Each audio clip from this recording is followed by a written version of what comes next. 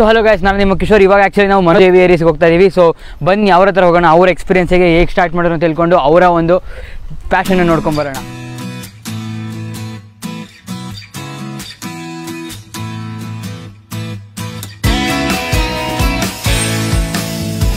So guys, ನೀವು ನೋಡ್ಬೋದಾಗಿದೆ, ನಾವು ಒಳಗಡೆ ಬಂದಿದ್ದೀವಿ. ಬ್ರೋ ಕಿಂಗ್ಡಮ್ ಬಂದ್ಬಿಟ್ಟು ತುಂಬ ದೊಡ್ಡದಾಗಿದೆ, one of the biggest farms ನಾನು ನೋಡಿರೋದ್ರಲ್ಲಿ. ಸೊ ಬ್ರೋ, ಯಾವಾಗ ಸ್ಟಾರ್ಟ್ ಮಾಡಿದ್ದು ನೀವು?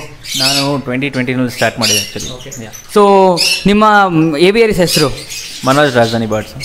ಯಾಕೆ ಮನೋಜ್ ರಾಜಧಾನಿ ಬರ್ಡ್ಸ್ ಅಂತ ಶುದ್ಧ ಇಟ್ಟಿದ್ದೀರಾ?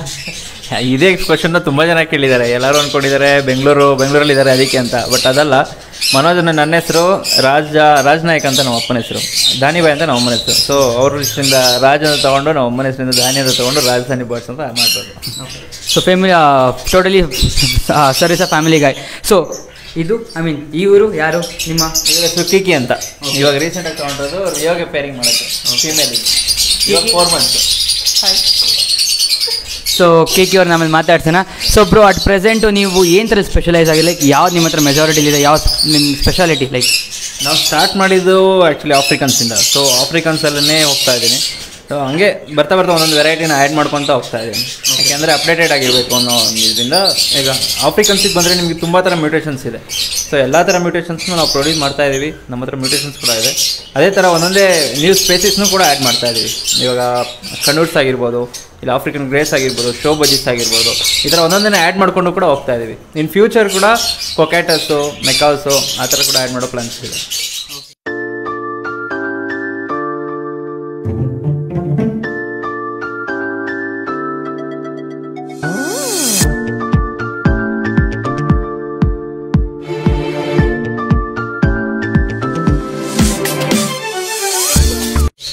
ಸೊ ನಾನು ಜಾಸ್ತಿ ನಿಮಗೆ ತಲೆ ತಿನ್ನಕ್ಕೆ ಹೋಗಲ್ಲ. ಅಂದರೆ ನನಗೇನು ಅಷ್ಟೊಂದು ಗೊತ್ತು ಇಲ್ಲ, ಸೊ ಡೋಂಟ್ ವರಿ. ಸೊ ನಾನೊಂದು ಅಬ್ಸರ್ವ್ ಮಾಡಿದ್ದೇನೆಂದರೆ, ನಿಮ್ಮ ಬ್ರೀಡಿಂಗ್ ಬಾಕ್ಸಸ್ ತುಂಬ ಡಿಫ್ರೆಂಟ್ ಆಗಿದೆ ಕಂಪೇರ್ ಟು ಅದರ್ಸ್. ಕೆಲವರು ಮಡಕೆ ಯೂಸ್ ಮಾಡ್ತಾರೆ, as you can see guys, ಕೆಲವರು ಮಡಕೆ ಯೂಸ್ ಮಾಡ್ತಾರೆ, ಕೆಲವರು ಬಾಕ್ಸ್ನ ಯೂಸ್ ಮಾಡ್ತಾರೆ. ಬಟ್ ಈ ಬಾಕ್ಸ್ ವರ್ಟಿಕಲ್ ಆಗಿದೆ ಮತ್ತು ತುಂಬ ಸ್ಟ್ರಾಂಗ್ ಆಗಿದೆ, ಮತ್ತು ಒಂದು like it's totally different compare to other boxes. So ಏನು ಇದರ ಸ್ಪೆಷಾಲಿಟಿ, ಯಾಕೆ ಈ ಥರ ಇದೆ? ಫಸ್ಟ್ ಆಫ್ ಆಲ್, ನೀವು ವರ್ಟಿಕಲ್ ಇಡೋದ್ರಿಂದ ಏನಾಗುತ್ತೆ, ನಿಮ್ಮ ಕೇಜ್ ಕವರ್ ಆಗೋಲ್ಲ. ಈ ಥರ ಇಡೋದ್ರಿಂದ ನಿಮ್ಗೆ ಅರ್ಧ ಕೇಜ್ ಕವರ್ ಆಗುತ್ತೆ ಮತ್ತು ಬರ್ಡ್ ಕಾಣಿಸೋದೇ ಇಲ್ಲ. ಸೊ ಅದಕ್ಕೆ ಈ ಥರ ಇಡೋದ್ರಿಂದ ನಿಮ್ಗೆ ಬರ್ಡ್ ಕ್ಲೀನಾಗಿ ಕಾಣಿಸುತ್ತೆ. ಅಂದರೆ ನೀವು ಬರ್ಡ್ಸ್ನ ಡೈಲಿ ಮಾನಿಟರ್ ಮಾಡ್ಬೋದು. ಡೈಲಿ ಮಾನಿಟರ್ ಮಾಡೋದೇ ನಿಮಗೆ 100% ಅದರಿಂದ ತುಂಬ ಬೆನಿಫಿಟ್ಸ್ ಇದೆ. ಬರ್ಡ್ ನಿಮಗೆ ಒಂದು ಡೇ ಆ್ಯಕ್ಟಿವ್ ಆಗಿರುತ್ತೆ, ಬಟ್ ನೆಕ್ಸ್ಟ್ ಡೇ ಏನಾಗಿರುತ್ತೆ ಅಂತ ನಿಮಗೆ ಗೊತ್ತಾಗಲ್ಲ. ಅದರಿಂದ ನೀವು ಮಾನಿಟರ್ ಮಾಡ್ಬೋದು. ಅದಕ್ಕೋಸ್ಕರ ನಿಮಗೆ ಈ ಥರ ಬ್ರೀಡಿಂಗ್ ಬಾಕ್ಸು ವರ್ಟಿಕಲ್ ಆಗಿಟ್ಟಿದ್ದೀವಿ. ಸೊ ಬಾಕ್ಸ್ ತುಂಬ ಗಟ್ಟಿ ಇದೆ ಆ್ಯಕ್ಚುಲಿ. ಸಾಲಿಡ್ ವುಡ್ಡಿಂದ ಇದು ಮಾಡಿಸಿರೋದು. ಆ್ಯಕ್ಚುಲಿ ಕೇರಳದಿಂದ ಆರ್ಡರ್ ಕೊಟ್ಟು ಡಿಸೈನ್ ಮಾಡಿಸಿರೋದು. ಅಕಸ್ಮಾತ್ ಯಾರನ್ನ ಬೇಕು ಅಂದರೆ ನಾನು ಕಾಂಟ್ಯಾಕ್ಟ್ ಕೊಡ್ತೀನಿ. ಅವ್ರು ಬೇಕಾದ್ರೆ ಡೈರೆಕ್ಟಾಗಿ ಅವ್ರ ಹತ್ರ ಹೋಗಿ ತೊಗೋಬೋದು. ದೆನ್ ನಿಮ್ಮ ಹತ್ರ ಯಾವ ಮ್ಯೂಟೇಷನ್ಸ್ ಇದೆ? ಮ್ಯೂಟೇಷನ್ಸ್ ಬಂದ್ಬಿಟ್ಟು ನಾರ್ಮಲ್ ಗ್ರೀನ್ ಫಿಶರ್ಸಿಂದ ಹಿಡಿದ್ಬಿಟ್ಟು, ಅಂದರೆ ನಿಮಗೆ ಪ್ರೈಸ್ ಮುಖಾಂತರ ಹೇಳ್ಬೇಕಂದ್ರೆ 1000 ನಿಮ್ಮ ಹತ್ರ 65,000ವರೆಗೂ ಸಿಂಗಲ್ ಪೇರ್ಸ್ ಇದೆ. ಅದೇ ಥರ ಸಿಂಗಲ್ ಬರ್ಡ್ ಕೂಡ 75,000ವರೆಗೂ ನಮ್ಮ ಹತ್ರ ಸಿಗುತ್ತೆ. ಇವಾಗ ಒಬ್ಬ ನಾಲೆಡ್ಜೇ ಇಲ್ದಿರೋ ಪರ್ಸನ್, ಅಂದರೆ ಅವ್ನಿಗೇನೋ ನಾಲೆಡ್ಜ್ ಇಲ್ಲ, ಆಯಿತಾ, ನನಗೆ ಟೋಟಲಿ ಬರ್ಡ್ ಬಗ್ಗೆ ಏನೋ ಗೊತ್ತಿಲ್ಲ, ಅವರು ಒಂದೇ ಸರಿ ಲೈಕ್ ತುಂಬ ತೊಗೊಂಡು ಅಟ್ ಎ ಟೈಮ್ ನಿಮ್ಮ ಥರ ದೊಡ್ಡದಾಗಿ ಮಾಡಬೇಕಾ, ಇಲ್ಲ ಆ ಸ್ಟೆಪ್ ಬೈ ಸ್ಟೆಪ್ ಹೋಗಬೇಕಾ? ನಾನು ಅವ್ರಿಗೆ ಸಜೆಸ್ಟ್ ಮಾಡೋದು ಅಂದರೆ, ನಾನು ಕಂಪ್ಲೀಟಾಗಿ ಅವ್ರಿಗೆ ಹೈಯರ್ ಮ್ಯೂಟೇಷನ್ ಆ ಥರ ಇದೆ ಅಪ್ಪ ನೀವು ತೊಗೊಳ್ಳಿ ಅಂತ ನಾನು ಯಾವತ್ತೂ ಸಜೆಸ್ಟ್ ಮಾಡಲ್ಲ. ಸೊ ಬರ್ಡ್ ಫಸ್ಟ್ ನೀವು ಒಂದು ಪೇರ್ನ ಕೊಡ್ತೀನಿ. ಅವ್ರು ನನ್ನ ಹತ್ರ ಬಂದು ಕೇಳಿದ್ರೆ ಒಂದು ಪೇರ್ನ ಕೊಡ್ತೀನಿ, ಅದ್ರ ಬಗ್ಗೆ ತಿಳಿಸ್ತೀನಿ. ಅವ್ರು ಕ್ಲೀನಾಗಿ ಅದ್ರ ಬಗ್ಗೆ ತಿಳ್ಕೊಂಡು ಬ್ರೀಡಿಂಗ್ ಯಾವಾಗ ಸ್ಟಾರ್ಟ್ ಮಾಡಿ ಕ್ಲೀನಾಗಿ ಒಂದು ಔಟ್ಪುಟ್ನ ಯಾವಾಗ ನೋಡ್ತಾರೆ, ಆವಾಗ ಅವರಿಗೆ ಹೈಯರ್ ಮ್ಯೂಟೇಷನ್ಸ್ನ ನಾನು ರೆಕಮೆಂಡ್ ಮಾಡ್ತೀನಿ. ಸೊ ಇಲ್ಲ, ಅವ್ರು 100% ನನಗೆಲ್ಲ ಗೊತ್ತಿದೆ, ನಾವು ಒಳ್ಳೆ ಬ್ರೀಡಿಂಗ್ ಪೇರ್ ಆಗಿರಲಿ ಮತ್ತು ಹೈಯರ್ ಮ್ಯೂಟೇಷನ್ನೇ ಬೇಕು ಅಂದರೆ ಓಕೆ, ಅವರು ಇಷ್ಟ ಥರನೇ ನಾವು ಹೈಯರ್ ಮ್ಯೂಟೇಷನ್ನ ಸಜೆಸ್ಟ್ ಮಾಡ್ತೀವಿ. ಸೊ ಫಸ್ಟ್ ಆಫ್ ಆಲ್ ಎಲ್ಲರಿಗೂ ಏನೋ ಒಂದು ಸ್ಟಾರ್ಟ್ ಮಾಡ್ಬೇಕಾದ್ರೆ ಅಥವಾ ಏನೋ ನೋಡ್ಬೇಕಾದ್ರೆ ಒಂದು ಇನ್ಸ್ಪಿರೇಷನ್ ಇರುತ್ತೆ. ಅಟ್ಲೀಸ್ಟ್ ಒಂದು ಫೋಟೋ, ಒಂದು ಪಿಕ್ಚರ್, ಅದೊಬ್ಬರು ಆ್ಯಕ್ಟರ್, ಆ ಥರ. ನಿಮ್ಗೆ ಏನು ಇನ್ಸ್ಪಿರೇಷನ್ ಆ್ಯಕ್ಚುಲಿ ಇದನ್ನ ಮಾಡೋಕ್ಕೇನಿಲ್ಲ. ನನಗೆ ಇವಾಗ ಡೈಲಿ ಆಫೀಸ್ಗೆ ಹೋಗ್ತೀನಿ, ಸಂಜೆ ಮನೆಗೆ ಬರ್ತೀನಿ, ನನಗೇನು ನಾರ್ಮಲಾಗಿ ಮೈಂಡ್ ಸ್ಟ್ರೆಸ್ ಇದ್ದೇ ಇರುತ್ತೆ. ಸೊ ಬರ್ಡ್ಸ್ನ ನೋಡೋದ್ರಿಂದ ನನಗೆ ಒಂದು ಮೈಂಡ್ ರಿಲೀಫ್ ಆಗುತ್ತೆ. ಇವಾಗ ಒಂದು ಬರ್ಡು ಆ್ಯಕ್ಟಿವ್ ಆಗಿದೆ, ಒಂದಕ್ಕೊಂದು ಅಂದರೆ ಬ್ರೀಡಿಂಗ್ ಮಾಡ್ತಾ ಇದ್ದಾವೆ ಕ್ಲೀನಾಗಿ, ಅದರಿಂದ ಏನೋ ಒಂದು ಮರಿ ಬಂತು, ಆ ಮರಿಗಳು ದೊಡ್ಡದಾಯಿತು, ಕೈ ಮೇಲೆ ತೊಗೊತೀವಿ, ಅದರಿಂದ ನಮ್ಮ ಬ್ಯಾಕ್ಗ್ರೌಂಡ್ ಏನೇ ಇದ್ರೂ ನೋವುಗಳನ್ನ ನಾವು ಮರಿಬೋದು. ಸೊ ಏನೇ ಟೆನ್ಷನ್ಸ್ ಇದ್ದರೂ ಕೂಡ ನಮಗೆ ಒಂದು ಸೆಕೆಂಡ್ ರಿಲೀಫ್ ಸಿಗುತ್ತೆ. ಸೊ ಅದರಿಂದ ನಾನು ಹಾಬಿ ಥರ ತೊಗೊಂಡು ಇದನ್ನು ಮಾಡ್ತಾಯಿದ್ದೆ. ಸೊ ಬ್ರೋ, ಹಾಬಿಯಾಗಿ ತೊಗೊಂಡು ಇದನ್ನ ಮಾಡ್ತಿದ್ದಾರೆ ಗೈಸ್. ಸೊ ನಾನು ಕೇಳ್ತಿರೋದು ನಿಮಗೆ, ನೀವು ಸ್ಟಾರ್ಟ್ ಮಾಡಿದ್ರಲ್ಲ, ಮನೇಲಿ ಸಪೋರ್ಟ್ ಹೇಗಿತ್ತು, ಹೇಗೆ ಜರ್ನಿ ಇದು ಅಂತ? ಸ್ಟಾರ್ಟಿಂಗು ಮನೆ ಸ್ಟಾರ್ಟ್ ಮಾಡಿದಾಗ ತುಂಬ ಅಪ್ಪೋಸ್ ಮಾಡಿದ್ರು. ಈಗ ನೀವು ಬರ್ಡ್ಸ್ನ ಏನಕ್ಕೆ ಸಾಕ್ತಿದ್ಯಾ, ನಿನಗೇನು ಮಾಡೋ ಕೆಲಸ ಅಲ್ವಾ, ಎಲ್ಲ ದುಡ್ಡು ಮಾಡ್ತಾರೆ, ಅದು ಮಾಡ್ತಾರೆ, ಮಾಡೋಕ್ಕೆ ತುಂಬ ಕೆಲಸಗಳಿದ್ದಾವೆ, ನೀನು ನೋಡಿದ್ರೆ ಬರ್ಡ್ಸು ಟೈಮ್ ಪಾಸ್ ಮಾಡ್ಕೊಂಡು ಓಡ್ತಾ ಇದೆಯಾ. ಹೇಳಿದ್ರು. ಸೊ ನಾನು ಅವ್ರಿಗೆ ನನಗೆ ಹಾಬಿ ಬೇಕು, ನನಗೆ ಇಷ್ಟ, ನಾನು ಸಾಕಬೇಕು. ಅವ್ರಿಗೆ ಏನು ಬೇಕು, ಏನಾದರೂ ಇನ್ಕಮ್ ಬೇಕು. ಪೇರೆಂಟ್ಸ್ ಆದವ್ರು ಏನು ನೋಡ್ತಾರೆ, ಅವ್ರು ನನಗೆ ಹಾಬಿ ಅಂತ ನಾನು ನೋಡಿದ್ರೆ ಅವ್ರು ಸೆಕ್ಯೂರಿಟಿ ನೋಡ್ತಾರೆ, ಇನ್ನು ನೆಕ್ಸ್ಟ್ ಅವ್ರ ಫ್ಯೂಚರ್, ನನ್ನ ಫ್ಯೂಚರ್ ಬಗ್ಗೆ ಅವ್ರು ಯೋಚನೆ ಮಾಡ್ತಾರೆ. ಸೊ ನಾನು ಅವರಿಗೆ ಅವ್ರದ್ದೇ ರೀತಿಯಲ್ಲಿ ಎಕ್ಸ್ಪ್ಲೈನ್ ಮಾಡಿದೆ. ಯಾವ ರೀತಿ ಅಂದರೆ, ಸೊ ಇವಾಗ ನಿಮಗೆ ಒಂದು ದುಡ್ಡಿಂದು ಮರ ಸಿಗುತ್ತೆ ಅಂದರೆ ನೀವು ತೊಗೊತೀರಾ ಇಲ್ವಾ ಅಂತ ಕೇಳಿದೆ. ಹಾಂ ಆಬ್ವಿಯಸ್ಲಿ ತೊಗೊತೀನಿ ಅಂದರು. ಸೊ ಸರಿ, ಹಾಗಿದ್ರೆ ಈ ಬಟ್ನ ನೀವು ಯಾಕೆ ದುಡ್ಡಿನ ಮರ ಅಂತ ಅಂದ್ಕೊಬಾರ್ದು. ಇವಾಗ ಒಂದು 5,000 ಕೊಟ್ಟು ಒಂದು ದುಡ್ಡಿನ ಮರ ತೊಗೊತಾ ಇದ್ದೀನಿ. ಸೊ ಅದೇ ದುಡ್ಡನ್ನ ನೀವು 5,000 ನೀವು ಬ್ಯಾಂಕಲ್ಲಿ ಇಟ್ಟರೆ ಎಷ್ಟು ಸಿಗುತ್ತೆ ನಿಮಗೆ ವರ್ಷಕ್ಕೆ? ಏನೊಂದು 50 to 100 ರೂಪೀಸ್ ಜಾಸ್ತಿ ಆಗ್ಬೋದು. ಅದೇ ನೀವು ತೊಗೊಂಡಿದ್ದನ್ನು ಕ್ಲೀನಾಗಿ ಬಿಡಿ, ಅದನ್ನು ಡೈಲಿ ನೋಡ್ತಾ ಇರಿ, ನೀವು ಅದನ್ನು ಫೀಡ್ ಹಾಕಿ, ಅದೇ ನಿಮಗೆ 1 year ಆದಮೇಲೆ ಇಷ್ಟು ಒಂದು 10 to 15 ಚಿಕ್ಸ್ ಅಂತೂ ಆಗಿರುತ್ತೆ. 10 to 15 ಚಿಕ್ಸ್ ಅಂದರೆ ಒಂದೊಂದಕ್ಕೆ 1,000 ರೂಪಾಯಿಗೆ ನೀವು ಮಾಡಿದ್ರು 15,000 ರೂಪೀಸ್ ನಿಮಗೆ ಬಂತು. ಅದು ಬ್ಯಾಂಕಲ್ಲಿ ಬರೋಲ್ಲ ನಿಮಗೆ. ಸೊ ನಿಮಗೆ ಹಾಬಿನೂ ಆಗುತ್ತೆ, ಅದರಿಂದ ನಿಮ್ಗೆ ಇನ್ಕಮ್ ಕೂಡ ಬರುತ್ತೆ. ಆ ಥರ ನಾನು ಯಾವಾಗ ಎಕ್ಸ್ಪ್ಲೈನ್ ಮಾಡೋದು ಅವರು ಸರಿ ಆಯಿತು ಮಾಡೋಣ ಅಂತ ಹೇಳ್ಬಿಟ್ಟು ಒಂದು ಬಿಗ್ ಸೈಕಲಲ್ಲಿ ನಾವು ಸ್ಟಾರ್ಟ್ ಮಾಡಿದ್ವಿ. ಓಕೆ.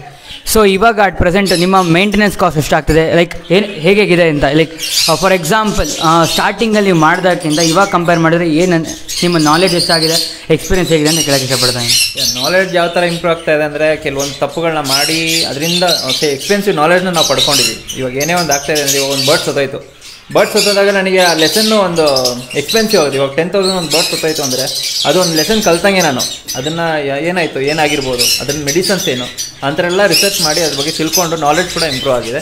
ಸೊ ಹಂಗೆ ಒಂದೊಂದೇ ಸ್ಟೆಪ್ ಬೈ ಸ್ಟೆಪ್ ಹೋಗ್ತಾ ಇದ್ದೀವಿ. ಓಕೆ. ಸೊ ಮತ್ತು ನಾನು ಆ್ಯಸ್ ಅ ನ್ಯೂ ಕಮರ್ ಕೇಳೋದೇನೆಂದರೆ, ಫಾರ್ ಎಕ್ಸಾಂಪಲ್ ಇವಾಗ ನಾನು ಸ್ಟಾರ್ಟ್ ಮಾಡಬೇಕಂದ್ರೆ ಯಾವ ಬರ್ಡ್ಸ್ನ ಎಲ್ಲರ ಹತ್ರನೂ ಕೇಳಿದ್ದೀನಿ, ಬಟ್ ನಿಮ್ಮ ಹತ್ರನೂ ಕೇಳ್ತಾ ಇದ್ದೀನಿ, ಯಾವ ಬರ್ಡ್ಸ್ನ ಸ್ಟಾರ್ಟ್ ಮಾಡಿದ್ರೆ ಬೆಸ್ಟು? ನೀವು ನಿಮ್ಮ ಬಜೆಟ್ ಮೇಲೆ, ನಾವು ಫಸ್ಟ್ ಏನು ಕೇಳ್ತೀವಿ ಅಂದರೆ ನಿಮ್ಮ ಬಜೆಟ್ ಹೇಗಿದೆ, ನಿಮ್ಮ ಬಜೆಟ್ ಮೇಲೆ ಯಾವ ರೀತಿ ಪ್ಲ್ಯಾನ್ ಬೇಕೋ ನಾವು ಆ ಥರ ಮಾಡಿಕೊಡ್ತೀವಿ. ಇವಾಗ ನೀವು 10,000 ಇದೆಯಾ ನಿಮ್ಮ ಹತ್ರ 10,000 ಬಜೆಟಲ್ಲೇ ಮಾಡಿಕೊಡಿ ಅಂದರೆ ಅದಕ್ಕೆ ಬೇಕಾಗಿರೋ ಪೇರ್ಗಳು, ಒಳ್ಳೆ ರಿಸಲ್ಟು, ಫಿಟ್ಗಳನ್ನ ಹಾಕಿ ನಿಮಗೆ ಒಳ್ಳೆ ರಿಸಲ್ಟ್ ಬರೋ ಥರ ಪೇರ್ ಮಾಡಿ ಕೊಡ್ತೀವಿ. ಆ ಥರನೂ ಪೇರ್ ಮಾಡ್ತೀವಿ. ಇಲ್ಲ ಅಂದರೆ ಹೈ ಬಜೆಟ್ ಇದೆ, ಹೈಯರ್ ಮ್ಯೂಟೇಷನ್ಸ್ ಬೇಕು, ಸರಿ ಆ ಥರನೂ. ಕೆಲವೊಬ್ರು ಹಾಬಿಗೋಸ್ಕರ ನೀವು ಬರ್ಡ್ ಕಲರ್ಫುಲ್ ಆಗಿರಬೇಕು, ನಾನು ಸುಮ್ಮನೆ ಹಾಬಿಗೆ ಮನೇಲಿ ಇಟ್ಕೊಳಕ್ಕೆ ಟೈಮ್ ಪಾಸ್ ಇಟ್ಕೊಳ್ಳೋಕ್ಕೆ ಬೇಕು ಅಂದರೆ ಅವ್ರಿಗೂ ಸಜೆಸ್ಟ್ ಮಾಡ್ತೀವಿ ಯಾವ ಥರ ಬರ್ಡ್ ತೊಗೋಬೇಕು ಅಂತ. ಆ ಥರ ಮಾಡ್ಕೊಡ್ತೀವಿ. ಅವ್ರಿಗೆ ಹೆಂಗೆ ಬೇಕೋ ಆ ಥರ ಕೇಳಿದ್ರೆ ನಾವು ಮಾಡ್ಕೊಡ್ತೀವಿ. ಸೊ ಬ್ರೋ, ನಾನು ನಿಮ್ಮ ಹತ್ರ ಅಬ್ಸರ್ವ್ ಮಾಡಿದ್ರಲ್ಲಿ ಇದೊಂದು ತುಂಬ ಇಂಪಾರ್ಟೆಂಟ್ ವಿಷಯ, ನೀವು ಎಲ್ಲ ಬಾಕ್ಸಸ್ ಮೇಲೂ ಲೇಬಲ್ ಹಾಕಿದ್ದೀರಾ, ಆಯಿತಾ? ಯಾಕೆ ಲೇಬಲ್ ಹಾಕಿದ್ದೀರಾ? ಲೈಕ್ ಈ ಒಂದು ಲೈಕ್ ಎಷ್ಟೊಂದು ಇನ್ಫಾರ್ಮೇಷನ್ ಕೂಡ ಮೆನ್ಷನ್ ಆಗಿದೆ ಅದ್ರ ಮೇಲೆ. ಸೊ ಏನದು ಅಂತ? ಸೊ ಈ ಲೇಬಲ್ ಯಾಕೆ ಹಾಕಿದ್ದೀವಿ ಅಂದರೆ, ಇದರಲ್ಲಿ ಕಂಪ್ಲೀಟ್ ಈ ಪೇರೆಂಟ್ಸಿಂದ ಏನು ಚಿಕ್ಸ್ ಬರುತ್ತೆ ಔಟ್ಪುಟ್ಟು, ಅದನ್ನು ಕಂಪ್ಲೀಟ್ ಇದರಲ್ಲಿ ನಾವು ಮಾನಿಟರ್ ಮಾಡ್ತೀವಿ.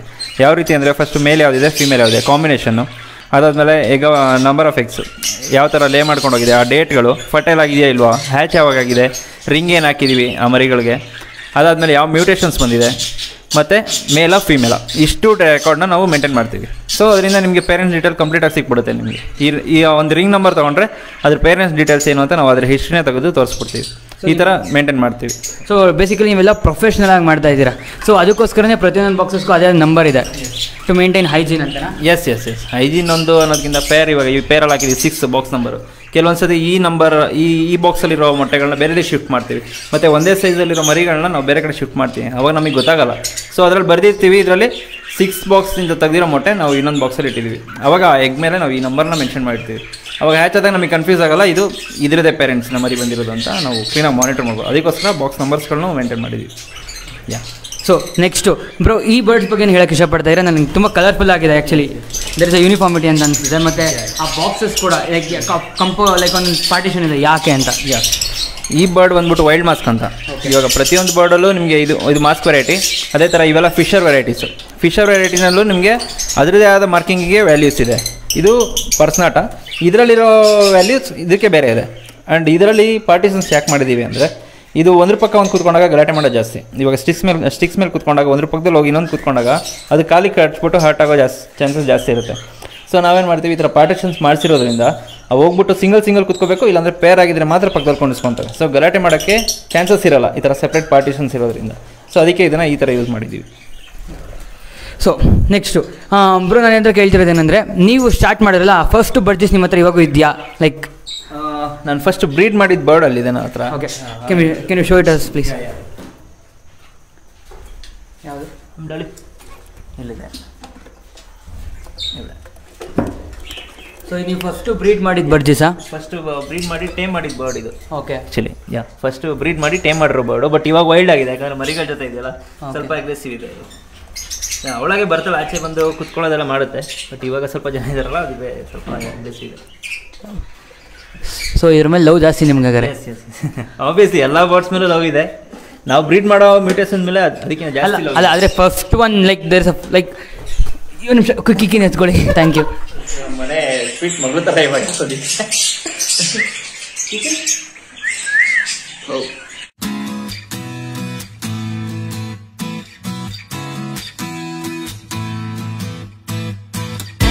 ಸೊ ಗೈಸ್, ಇವಾಗ ನಾವು ಆಲ್ಮೋಸ್ಟ್ ಬರ್ಡ್ಸ್ ಬಗ್ಗೆ ತಿಳ್ಕೊಂಡ್ವಿ, ಯಾಕೆ ಸ್ಟಾರ್ಟ್ ಮಾಡಿದ್ರು ಅವ್ರ ಇನ್ಸ್ಪಿರೇಷನ್ ತಿಳ್ಕೊಂಡ್ವಿ. ಬಟ್ ನನ್ನ ಹತ್ರ ಲೈಕ್ ಇಲ್ಲಿ ನೋಡಿದಾಗ ಫಸ್ಟ್ ಟೈಮ್ ನೀವು ಕಾಲಿಟ್ಟಾಗ ನಿಮ್ಗೆ ಇಷ್ಟ ಆಗಿದೆ ಏನಂದರೆ ಅವ್ರ ಫ್ಲೋರ್ಸ್ ಅಪ್ಪ. ನಾವು ಎಲ್ಲೋ ಎಷ್ಟೊಂದು ಕಡೆ ಹೋಗಿರ್ಬೋದು, ಬಟ್ ಅಣ್ಣ ನಿಮ್ಮ ಫ್ಲೋರ್ ಇದೆಯಲ್ಲ ಲೈಕ್ ಇಷ್ಟೊಂದು ಕ್ಲೀನಾಗಿ ನಾವು ಎಷ್ಟೊಂದು ಕಡೆ ಮೇಂಟೈನ್ ಮಾಡೋದು ನೋಡಿಲ್ಲ.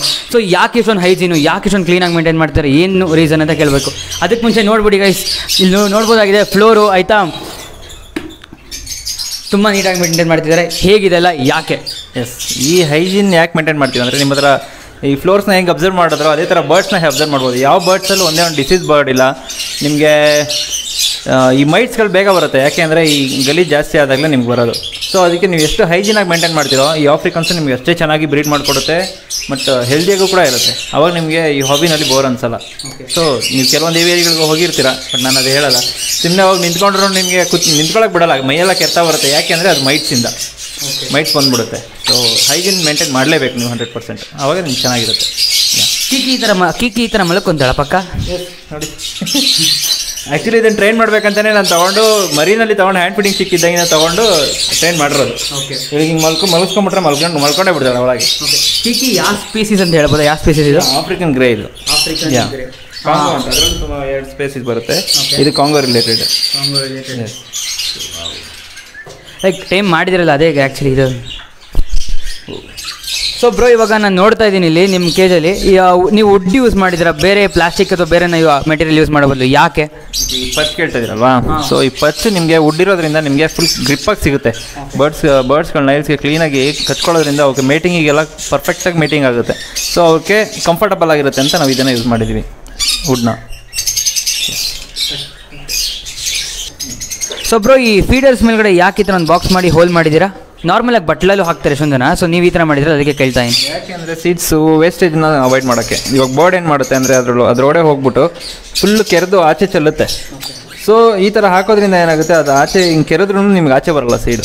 ಕಂಪ್ಲೀಟಾಗಿ 100% ನಿಮಗೆ ಒಂದು 95% ಸೇವ್ ಆಗುತ್ತೆ ಸೀಡ್ಸು. ಹಾಗೆ ಸೀಡ್ಸ್ನ ಮೇಂಟೈನ್ ಮಾಡ್ತಾ ಇದ್ದೀವಿ. ನೀವು ಮಿಕ್ಸರ್ ಸೀಡ್ಸ್ ಹಾಕೊಡೋದು? ನಾನು ಮ್ಯಾಕ್ಸಿಮಮ್ 12 to 15 ಟೈಪ್ಸ್ ಆಫ್ ಸೀಡ್ಸ್ನ ಯೂಸ್ ಮಾಡ್ತಾ ಇದ್ದೀನಿ. ಸೊ 12 to 15 ಐಟಮ್ಸ್ ಲೈಕ್ ನೀವು ನಿಮ್ಮ ಇದೇ ಡಿಫ್ರೆಂಟ್ ಆಗಿದೆ ಬಿಡಿ. ವರ್ಟಿಕಲ್ ಬಾಕ್ಸಸ್ಸು ಮತ್ತು ಕ್ಲೀನ್ನೆಸ್ಸು ಮತ್ತು ಹೈಜೀನು ಮತ್ತು ನೀವು ಫ್ಲೋರು ಮತ್ತು ನೀವು ಕರೆಕ್ಟ್. ನನಗೆ ಇನ್ನೊಂದು ಬೇಸಿಕ್ ಕ್ವಶನ್ ಅಪ್ಪ. ಇವಾಗ ಫಾರ್ ಎಕ್ಸಾಂಪಲ್ ನೋಡಿರ್ಬೋದು ಇವಾಗ ಆಯಿತಾ, ಅಲ್ಲಿ ನೋಡಿ ಬೇಕಾರೆ ಇಲ್ಲಿ ಎಷ್ಟೊಂದು ದೊಡ್ಡ ಬಾಕ್ಸ್ ಇದೆ ಮತ್ತು ಎಲ್ಲ ಕೇಜಸ್ಸು ನಿಮ್ಮಲ್ಲಿ ಲೈಕ್ ಯಾವುದು ಚಿಕ್ಕದಿಲ್ಲ. ಯಾಕೆ ಅಂತ ಕೇಳ್ಬೋದಾ ಈ ಇಷ್ಟೊಂದು ಸ್ಪೇಷಿಯಸ್ ಆಗಿ?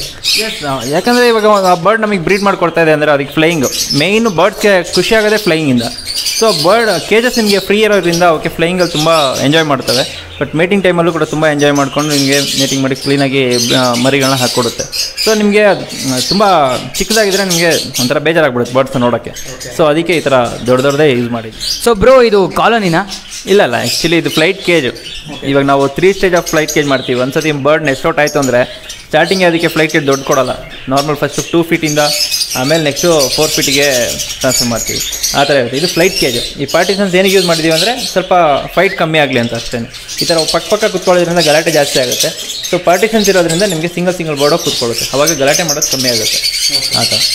ಸೊ ಬ್ರೋ, ನಾನು ಕೇಳ್ತಿರೋದು ಅಷ್ಟೇ, ಇವಾಗ ಅಂದರೆ ನಮ್ಮ ಕಡೆಯಿಂದ ಬಂದರೆ ಇನ್ನೂ ಆಫರ್ಸ್ ಅಥವಾ ಏನೋ ಕೊಡ್ತೀರಾ? ಖಂಡಿತವಾಗಿ ಕೊಡ್ತೀವಿ. ಆಬ್ವಿಯಸ್ಲಿ ಖಂಡಿತವಾಗಿ ಕೊಡ್ತೀವಿ. ಈ ಥರ ಏನಿಲ್ಲ. ನೀವು ನಿಮ್ಮ ಕಡೆಯಿಂದ ಬರ್ತಾರೆ ಅಂದರೆ ಓಕೆ, ಏನು ಪ್ರಾಬ್ಲಮ್ ಇಲ್ಲ. ನಾವು 100% ನಮ್ಮ ಕಡೆ ಎಷ್ಟಾಗುತ್ತೆ ಅಷ್ಟು ಮ್ಯಾಕ್ಸಿಮಮ್ ಕಮ್ಮಿ ಮಾಡಿ ಕೊಡ್ತೀವಿ. ಕೇಳಿದಲ್ಲ ಗೈಸ್, ನಮ್ಮ ಕಡೆಯಿಂದ ನಮ್ಮ ಚಾನಲ್ ಕಡೆಯಿಂದ ಬಂದರೆ ಪಕ್ಕ ಬ್ರೋ ಕಡಿಮೆ ಮಾಡ್ಕೊಳ್ತಾರೆ. Don't worry. ಹಾಗೆ ನಮ್ಮ ಕಟ್ಟೆಯ ಕಡೆಯ ಪ್ರಶ್ನೆ ನಿಮಗೆ ಆಯಿತಾ? ನೆಕ್ಸ್ಟು ನಿಮ್ಮ ಫ್ಯೂಚರ್ ಪ್ಲ್ಯಾನ್ಸ್ ಏನು? ಫ್ಯೂಚರ್ ಪ್ಲ್ಯಾನ್ಸ್ ಇದೇ ಥರ ಹಾಬಿನ ಬೆಳೆಸ್ಕೊಂಡು ಹೋಗ್ತಾ ಇರಬೇಕು. ಬಟ್ ಇವಾಗ ಯಾವ ಥರ ಸ್ಟೆಪ್ ಬೈ ಸ್ಟೆಪ್ ನಾನು ನಿಮ್ಗೆ ಮದುವೆ ಆಗಿದೆಯಾ? ಇಲ್ಲ.